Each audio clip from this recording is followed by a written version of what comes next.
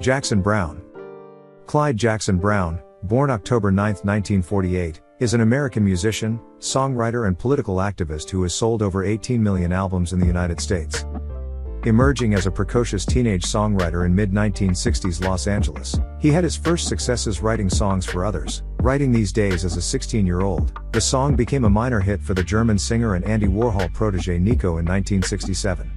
He also wrote several songs for fellow Southern California bands Nitty Gritty Dirt Band, with whom he was briefly a member in 1966, and the Eagles, the latter of whom had their first Billboard Top 40 hit in 1972 with the Browne co-written song Take It Easy. Encouraged by his successes writing songs for others, Browne released his self-titled debut album in 1972, which spawned two top 40 hits of his own, Dr., My Eyes and Rock Me on the Water. For his debut album, as well as for the next several albums and concert tours, Browne started working closely with The Section, a prolific session band that also worked with a number of other prominent singer-songwriters of the era. His second album, For Every Man, was released in 1973, and while it lacked an enduring single, has been retrospectively assessed as some of his best work, appearing highly on several best album of all time lists. His third album, Late for the Sky, was his most successful to that point, peaking at number 14 on the Billboard 200 album chart, and earning Browne his first Grammy nomination for Album of the Year. His fourth album, The Pretender, continued the pattern of each album topping the previous by peaking at number 5 on the album chart, and spawned the hit singles Here Come Those Tears Again and The Pretender.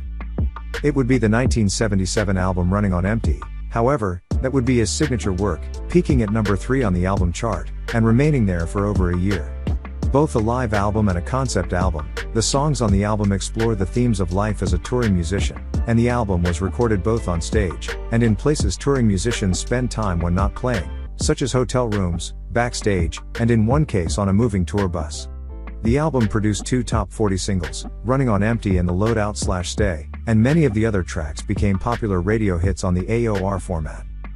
Successful albums continued through the 1980s, including the 1980 album Hold Out, his only number 1 album, the non-album single Somebody's Baby, which was used in the film Fast Times at Ridgemont High, and 1983's Lawyers in Love, which included the hit single Tender Is the Night.